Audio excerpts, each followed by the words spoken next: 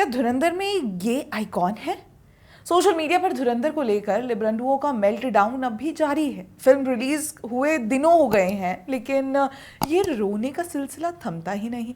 कभी अनुपमा चोपड़ा रिव्यू करते करते रोती हैं, और जब उनके दोहरे रिव्यू पर लोग आपत्ति जता दें तो उसे डिलीट करके फिर रोती हैं। खैर, मार्केट में नया टॉपिक आया है, धुरंधर has iconic gay main.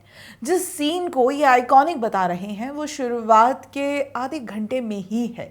Ranveer Singh के इंट्रोडक्शन के बाद कुछ गुंडे उन्हें छेड़ते हैं और गैंग का लीडर उन्हें रेप करने की कोशिश करता है। सिनेमैटिक व्यू पॉइंट से देखूँ तो हाँ, ये गे मैन का एक अलग तरह का रिप्रेजेंटेशन था। सही बात है कि हॉलीवुड और बॉलीवुड में दशकों से एक स्टीरियोटाइप चलता आया है कि गे पुरुष इज इक्वल्स टू नाजुक दोस्त, लेस्बियन इज इक्वल्स टू पुरुष विरोधी बगावती, ट्रांसजेंडर इज इक्वल्स टू जीवन से हारा हुआ पात्र। लेकिन धुरंधर में एक हिंसक गे विलेन दिखाना एक तरह से ग्लास सीलिंग शैटरिंग था, क्योंकि ये भी एक हकीकत है कि हर मार्जिनलाइज्ड समूह का हर व्यक्ति इनोसेंट या प्योर नहीं होता। रिप्रेजेंटेशन का मतलब पेडिस्टल नहीं होता, लेकिन असली डरावनी बात ये है कि ये सब सिर्फ रील है।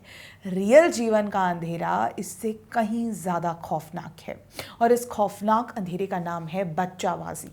पाकिस्तान का वो सच जिसकी चर्चा करने से लिबरल गैंग की सेक्युलर मोरालिटी पिघल जाती है। जिस गे आइकॉन की ये चर्चा कर रहे हैं उसका पाकिस्तान में closest real world equivalent LGBTQ icon नहीं, बल्कि बलात्कारी चाइल्ड सेक्स लेवर यानी बच्चाबाज होता है। बच्चाबाजी का सीधा अर्थ लड़कों को नचाना और यौन दास के रूप में रखना। ये कोई गुप्त प्रथा नहीं है, ये खुले आम होती है, महफिलों में, शादियों में, ट्रक स्टैंडर्ड्स पर और गांव की चौपाल पर। साहिल रिपोर्ट 2022, हर दिन 12 बच्चे उम्र 6 से 15 पाकिस्तान में सेक्सुअल अब्यूज़ का शिकार। इनमें से 47% लड़के। सालाना डॉक्यूमेंटेड केस लगभग 4000 से 500। एक्सपर्ट्स के अनुसार असली संख्या 10 गुना ज़्यादा है, क्योंकि रिपोर्टिंग लगभग नामुमकिन है। खैबर पख्तूनख्वा, पंजाब और बलूचिस्तान के कई इलाकों में बच्चाबाजी एक नॉर्मलाइज्ड सिस्टम है। लड़कों को डांसिंग बॉयज़ बनाया जाता है। एक बार किसी गैंग या मालिक के पास चला गया, फिर ये बच्चे उनके सेक्सुअल प्रॉपर्टी बन जाते हैं।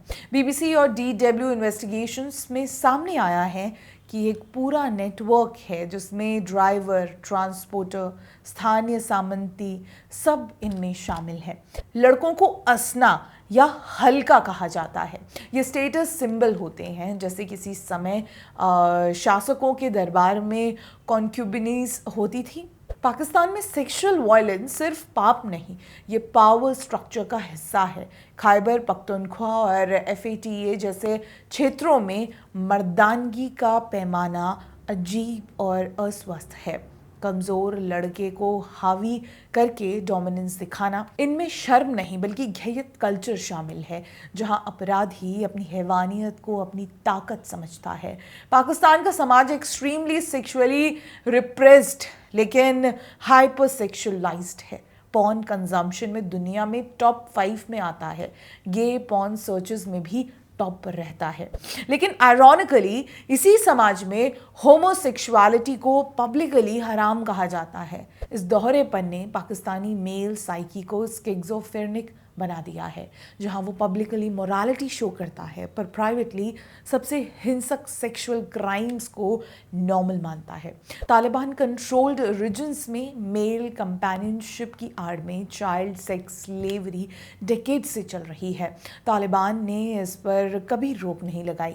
कई मामलों में इसमें शामिल पाए गए।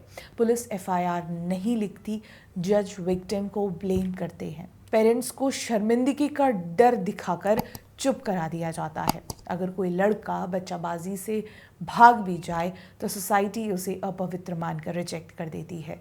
ये सिस्टम किसी इंडिविजुअल क्राइम का नहीं, पूरे समाज की मनोवैज्ञानिक सड़न का परिणाम है।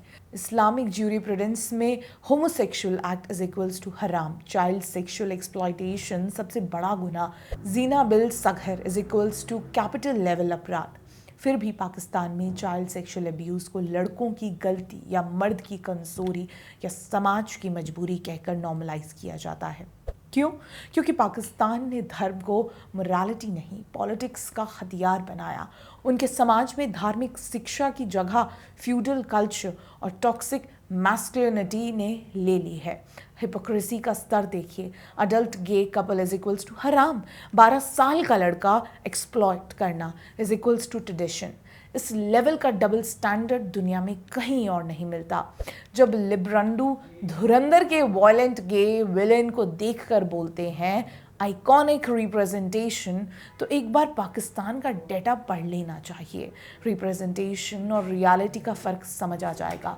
सिनेमा एक विलन को ड्रामेटिक बना सकता है, लेकिन पाकिस्तान ने विलन्स को कल्चर बना दिया है। और सबसे खतरनाक बात पता है क्या है?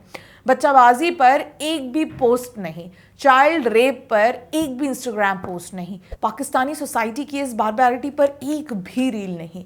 लेकिन रणवीर सिंह ने मूवी में एक 19 साल की लड़की से रोमांस किया तो इन्हें तकलीफ हो गई।